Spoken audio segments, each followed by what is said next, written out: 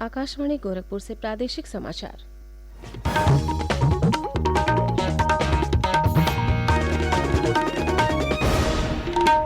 नमस्कार। समाचार बुलेटिन के साथ मैं सोनी निगम। पहले मुख्य समाचार।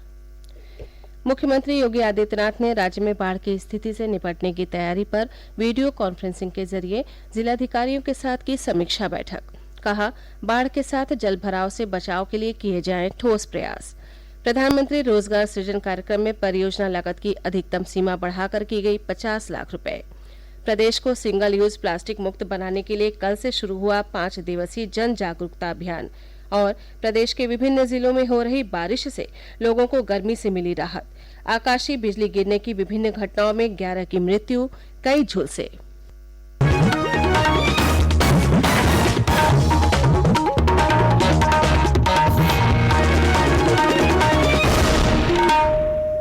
स्वतंत्रता की 75वीं वर्षगांठ पर आजादी का अमृत महोत्सव के अंतर्गत सरकार अनेक गतिविधियों का आयोजन कर रही है। इसी क्रम में प्रादेशिक समाचार एकांश आकाशवाणी गोरखपुर ने विशेष प्रश्नोत्तरी की शुरुआत की है।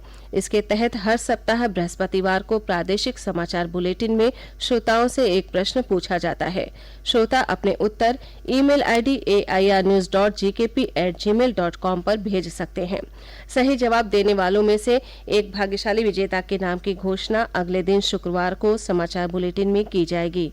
विजेता का नाम हमारे ट्विटर हैंडल और यूट्यूब चैनल पर भी फ्लैश किया जाएगा। आज का प्रश्न है, नेताजी सुभाष चंद्र बोस ने कांग्रेस में रहते हुए वर्ष 1939 में किस राजनीतिक दल की स्थापना की थी? प्रश्न एक बार फिर सुन लें। नेताजी सुभाष चंद्र बोस ने कांग्रेस में रहते हुए वर्ष 1939 में किस राजनीतिक दल की स्थापना की थी? आप जवाब के साथ अपना नाम, पता और फोन नंबर अवश्य भेजें ताकि विजेता बनने पर आपसे संपर्क किया जा सके। अब समाचार विस्तार से।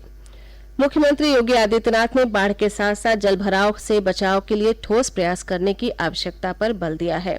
उन्होंने कल लखनऊ में वीडियो कॉन्फ्रेंसिंग के जरिए राज्य में बाढ़ की स्थिति से निपटने की तैयारी को लेकर जिलाधिकारियों के साथ समीक्षा बैठक की।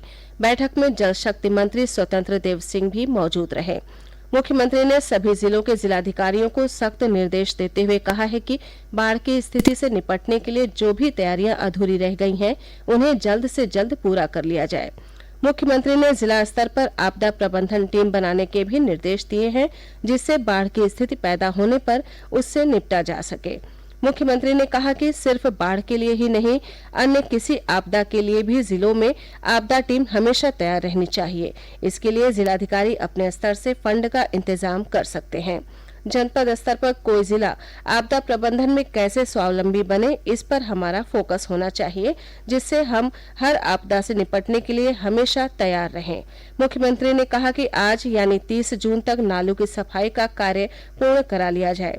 उन्होंने नदियों की ड्रेजिंग से निकाली गई बालू और सिल्ट की नीलामी पारदर्शिता के साथ समय से कराने के निर्देश दिए हैं। मुख्यमंत्री ने कहा कि बाढ़ और अतिवृष्टि से फसलों की क्षति होने पर उसका आकलन कर किसान को जल्द से जल्द राहत दी जाए।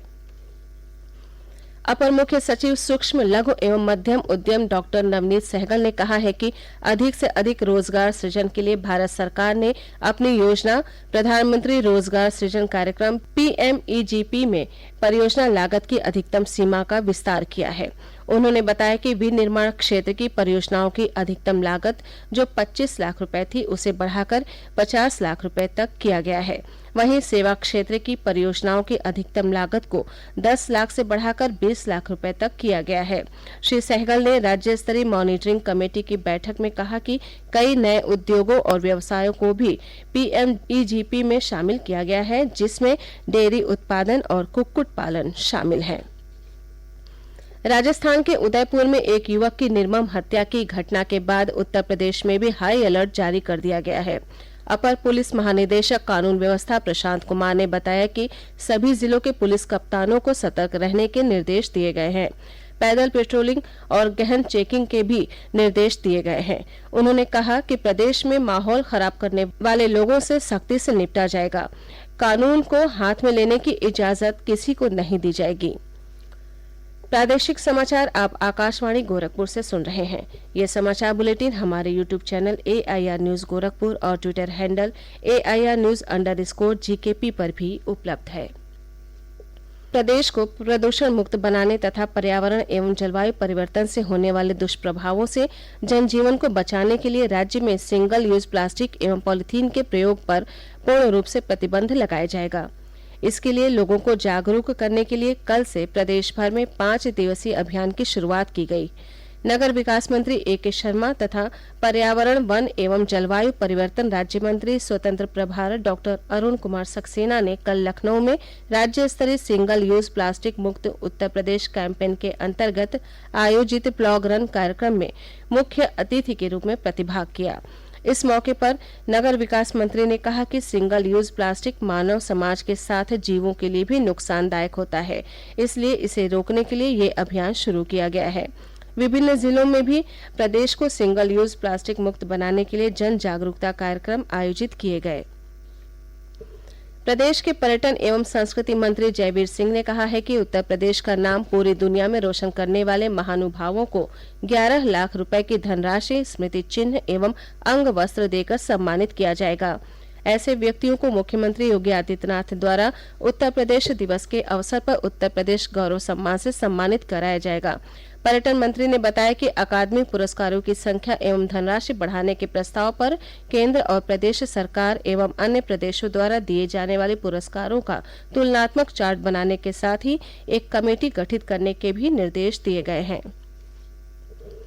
प्रदेश के अधिकांश जिलों में बीते 2 दिनों से शुरू हुई बारिश से लोगों को गर्मी से राहत मिली है। विभिन्न जिलों में आसमान में बादल छाए हुए हैं और रुक रुक कर हल्की से मध्यम वर्षा का सिलसिला अभी भी जारी है। मौसम विभाग ने अगले 2 दिनों तक कुछ स्थानों पर हल्की से मध्यम तो कुछ स्थानों पर मध्यम से भारी वर्षा का पूर्वानुमान जताया है। इस बीच राज्य के कई जिलों में आकाशीय बिजली गिरने से जनहानि के समाचार प्राप्त हुए हैं। फतेहपुर, मिर्जापुर, सुल्तानपुर और सिद्धार्थनगर में आकाशीय बिजली गिरने से 4 बच्चों सहित 11 लोगों की मृत्यु हो गई, जबकि कई अन्य झुलस गए। आकाशीय बिजली गिरने से होने वाली जनहानि को रोकने में दामनी ऐप काफी कारगर है। इस ऐप के जरिए कोई भी व्यक्ति अपने क्षेत्र में बिजली गिरने की सही जानकारी प्राप्त कर इससे बचाव के उपाय कर सकता है। दामनी ऐप को किसी भी स्मार्टफोन में इंस्टॉल किया जा सकता है। इसके जरिए आकाशीय बिजली गिरने की सूचना 15 मिनट पहले उपलब्ध हो जाती है। इसके अलावा कुछ अन्य उपाय करके भी वज्रपात के नुकसान से बचा जा सकता है। आंधी बिजली की स्थिति में बाहर खुले में कोई भी स्थान सुरक्षित नहीं होता। ऐसे में वज्रपात के समय पक्की छत के नीचे रहने की सलाह दी जाती है। बिजली कड़कने के समय खिड़की के कांच, टीन की छत, गीले सामान और लोहे के हैंडलों से दूर रहना चाहिए। वज्रपात के समय अगर पानी में है तो तुरंत बाहर आ जाए। खुली जगह पर हो तो कान पर हाथ रखकर एड़ियों को आपस में जोड़कर जमीन पर बैठ जाए। सफर में है तो वाहन के शीशे बंद कर ले। मजबूत छत वाले वाहन में रहें। खुली छत वाले वाहन की सवारी न करें। बिजली कड़कने के समय पेड़ के नीचे खड़े न हो। बिजली उपकरणों, स्विच, तारों या टेलीफोन का प्रयोग न करें। दीवार के सहारे खड़े न हो। बिजली के खंभों के पास भी खड़े न हो।